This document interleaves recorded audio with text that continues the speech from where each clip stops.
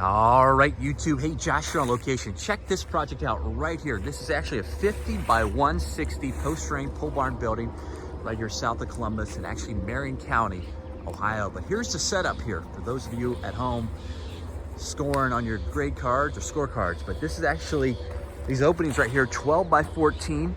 All right, and there's actually 3 of them. There are going to be 3 overhead doors there. And you can see right there in the back, those are 12 by 14s as well. Now, actually, as far as color selection on this is actually a blue wainscot. That's actually 3 feet. All right, now if you've been following along in some of these videos, you're seeing some custom wainscot like 3 feet 7 inches, 3 feet 10 inches, and also some wainscot like 4 feet. But this is a 3-foot section. All right, and actually the eave height on this, to kind of give you some comps, some specs on that, that's actually 16 feet. Okay, so that's a blue wainscot, and then actually a tan sidewall. And you can see the soffit, traditional, I call it traditional, but on this building, it's a 1-foot overhang there. And you can see right there, it's vented, running the course of that 100. Again, it's 160 feet there on the eave there. Again, a 50 by 160. And you can see the 9 light entry doors right there. And now you're probably asking yourself, you know, this is actually a commercial building application there. All right, so you can see there.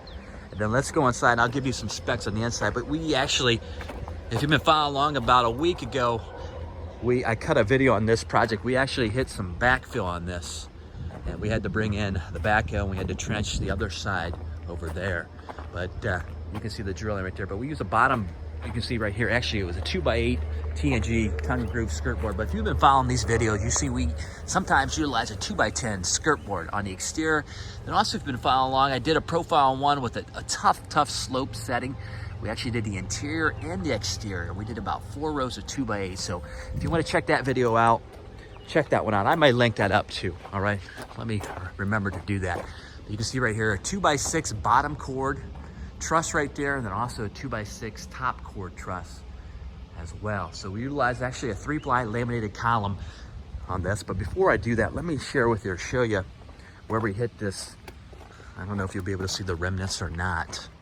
Right here, yeah, right here. See this? We actually had to get the backhoe in right here. We had to trench this out on this site right here. So it took actually our guys about 2 days to do that, but actually the build progress on this, it took them 4 days. So they actually, good crew of 5. Obviously they have the equipment to get this done. All right, so actually it was a total of 6 days to knock this one out. So pretty good work here, but the weather was conducive. You can see right here, 3-ply laminated columns as I was talking about here.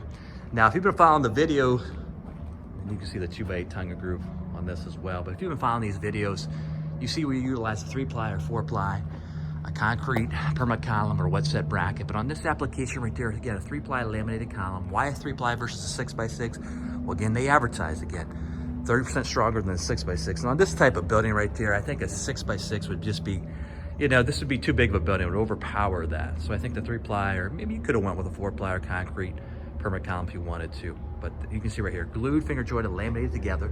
Pressure points right there, 1 right there, pressure point 2, and then also pressure point 3. All right, kind of give you an idea. You can see our rack bracing that we utilize, a 2x6. You see how we run that from the corner to that first intermediate post there. All right, and then you see on this application right here, actually we're utilizing a drip stop metal. And what does drip stop do? Well, obviously it's a moisture barrier. If you follow along these other videos, we utilize a vapor barrier, which is a little bit tougher to install labor-wise. But this drip stop actually comes pre-assembled to the underneath of the steel. So it's actually, might be just a tad bit, a little bit more expensive than a vapor barrier. But as far as from a labor perspective, obviously a lot easier because it's already pre-assembled to the underneath of the steel. But you can see it actually got a felt texture to it. It's actually got a 20-year warranty. It's actually approved for animal confinement. This is not going to be an animal confinement building, but it's approved for animal confinement. So that kind of gives you an idea. You can see your 2x6 wall girts 30 inches apart on that. And again, all of our lumber, if you've been following along on these videos, it's actually a 1650 MSR machine stress rated lumber. Kind of give you an idea. There's a 2 grade out there. There's also a 3 grade. Now, 2 grade would mic out about 1,000, 1150. A 1650 MSR, obviously that mics out at 1650. All right, so that kind of gives you an idea on this project right here. But again, comments always welcome. let me know. And I may mix up the editorial content and the delivery content on this. May wrinkle it up for you guys a little bit, but let me know in the comments section and we'll rock and roll from there. The next one, keep it locked, keep it loaded right here. Attica Lumber at atticalumber.com.